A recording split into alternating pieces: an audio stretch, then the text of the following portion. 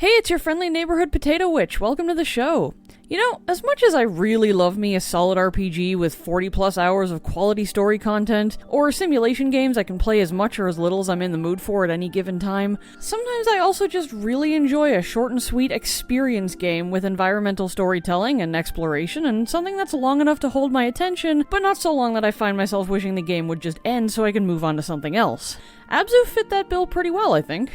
If you haven't heard of it before, Abzu is a game that was released in 2016, published by 505 Games, and developed by Giant Squid Studios, a team that included people who also worked on 2012's Journey, which I admittedly have yet to play, but I do hear it's an interesting one, so I'll probably get around to it at some point.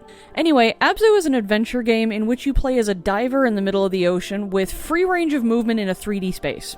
As such, the controls take a little bit of getting used to, unless you're used to playing flight sims or something. Which I am not, so I frequently found myself accidentally moving too far in one direction or doing underwater somersaults when I didn't really mean to. And that looks hilarious on video and all, but it was a little bit annoying when I was actually trying to do things in the game. But even if it takes that brief window of adjustment, once you get a little more familiar with how your character actually moves in that 3D space, it gets a lot more tolerable. Just takes a little time is all. But if you're playing on the PS4 like I did, I have to say, holding the right trigger button down so much in order to swim gets really tiring after a while. Anyway, first thing you might notice after the controls, this game is freaking beautiful. It is just so pretty to look at. The environments are lush and ever-changing the more you progress through the game. The variety of marine life is probably way too entertaining to just watch swim around, which you can do a lot if you want, since you can make your character sit on these little statues and meditate for a while. And by meditate, I mean zoom in on a nearby fish and watch it swim around. This actually serves a purpose beyond simple aesthetics too, since this weird telepathic linking of fish lets you get a good view of the environment and anything potentially interesting without you having to spend all of your time swimming around and looking manually. You can just sit back and watch the show, and if there's anything you spot that you want to check out, you can get a good idea of its relative position to make heading there a little more convenient. So, you're a diver, and you start exploring around, trying to figure out what the heck you're doing here, because there is no backstory given to you in the game, no character introduction or history or anything like that. You're just a diver, diving, looking at ocean stuff, riding around on fish, making marine animals spontaneously appear from mysterious circles. Wait, what? I'm swimming through the sea, just swimming through the sea. I made some new rays, what the hell does that mean? Yeah, every so often you come across what looks like a circle of coral on the ocean floor, and interacting with it releases a bunch of what looks like spiritual sea creatures, bringing life back to the area. Or rather, more life, because it's not like there aren't fish and dolphins and stuff swimming around before you find those circles. I guess it's more like you're adding to the area's biodiversity or something. Eventually, you'll start to come across these sunken temples and other structures, and exploring them yields signs that they belong to an ancient civilization that was just a little bit obsessed with triangles and fish. It's kind of hard to figure out what was going on with this civilization, to be completely honest, because there's a lot of signs that these places used to be above ground, like the humanoid appearance of the figures in the art, and this here T-Rex looking skeleton in the sand. But some of the art in the drowned buildings depicts fish flying up into the air and people just casually chilling with sharks. I know it's probably just me overthinking things, but I kept trying to reconcile everything I saw in the art, which seemed very much like snapshots from this culture's mythology or important aspects of daily existence, with how things might be in real life, and some stuff just kept not fitting right. I don't know, like I said, it's probably just me overthinking things. Don't mind me, just hanging around trying to figure out the life and times of a fictional civilization. Anyway, you start to get signs that you're connected to this civilization, and here's where my understanding of the game's narrative breaks down just a little bit further.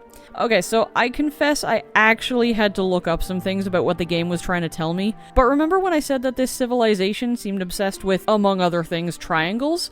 Well, maybe pyramids is closer to the truth. Pyramids appear in their artwork, they're one of the ways you could get to new places, and also they act as freaking landmines. Sea mines. Whatever. Point is, these things get all splody when you swim too close. Wikipedia tells me that these pyramids are harvesting life energy from the ocean, energy which you restore when you're interacting with those coral circles I mentioned earlier. The development of the pyramids disrupted the balance of life in the oceans and brought about the civilization's downfall. Okay, sure, but why though? I mean, if this civilization was as harmonious with ocean life as the rest of its art depicts, then why build devices to harvest energy like that? Did they build them for some other purpose and they just massively fucked up? Did they come from some other civilization whose ancient buildings and art we don't get to see because they were from somewhere else? There are just so many unanswered questions. I don't know. My personal theory is that the pyramids came from somewhere else and that they came to destroy all ocean life because they saw the abomination that is this basking shark and decided, you know what? Nowhere that supports a creature this fucked up should be allowed to continue as is. Oh, sweet fuck, they look like that in real life? That's it. I need to get off this planet. Between this and that squid with the human teeth, I am just done. What is it with sea creatures and terrifying mouths? Anyway, the game got pretty favorable reviews upon release, and it's not too hard to see why. It's visually gorgeous, the music is a delight, and the environmental storytelling was paced well enough to make players curious about the truth without slapping them in the face with info dumps and overt mystery. It stands as a testament to the fact that you don't need loads of dialogue and multiple characters to tell a compelling story. Hell, you don't even actually need words. The only words that appear during the game are the few tutorial instructions that tell you how to swim and dive and such.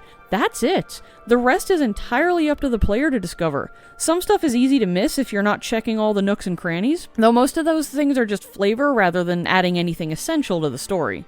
I think. I mean, I did admit that there's some stuff about this story that didn't quite make sense to me, so maybe I'm wrong about that. While the game does encourage exploration, it also gives you a limit on what you can explore, and that limit isn't clearly defined by walls or cliff faces. Sometimes it'll legitimately look like you can go somewhere, but you'll reach an invisible wall and the game will just turn you back around. Not gonna lie, first few times this happened, I thought I'd accidentally pressed the analog sticks too hard and turned myself around, or that I'd gotten slightly lost on my journey of exploration. It took me a while to realize that the game was telling me, there's nothing over here, so you have to turn back. And while I'm not exactly a fan of obvious barriers blocking me when they really look at a place, it's kind of frustrating to actually see something potentially interesting in the distance, but not be allowed to actually go there because something game mechanic something. It is, however, fun as fuck to be able to leap out of the water with a pod of orcas, or ride swift underwater currents at great speeds, or dive deep down with a huge spiraling school of fish following in your wake. Seriously, gathering that giant school of fish was probably more fun than it had any right to be. Also, never before have I felt so sad over the death of a computer-generated shark. Rest in peace, my sharky friend. Oh, wait, it's fine. I revived him. He's all better now. Let's ride, Sharky. Abzu takes about 3 hours to beat if you're taking the time to look around and experience what it has to offer, though there's no time limit to it. You want to spend half an hour just following around the antics of a few fish? Go right ahead. There's nothing in the game that'll stop you. The smooth pacing and lack of stress, with the exception of exploding pyramids anyway, makes the whole thing a really relaxing experience that you can pursue at your own pace, and that's kinda nice. Lots of games have puzzles that you need to solve to progress, and Abzu does too, but most of those games will give you added motivation to solve everything and move along, like a stalking enemy or a time limit before doors close or something of that sort. Not so here. You do it at your own pace, and that's just fine. It's definitely worth playing if you're looking for a relaxed exploration game and you're in the mood for an underwater vibe. It's a short game, but any longer and it would have really started to drag, so I think it was pretty well paced and had enough content to keep me curious and engaged. And that's more than some big budget games packed with hundreds of quests can do, so I'll absolutely give credit where it's due here.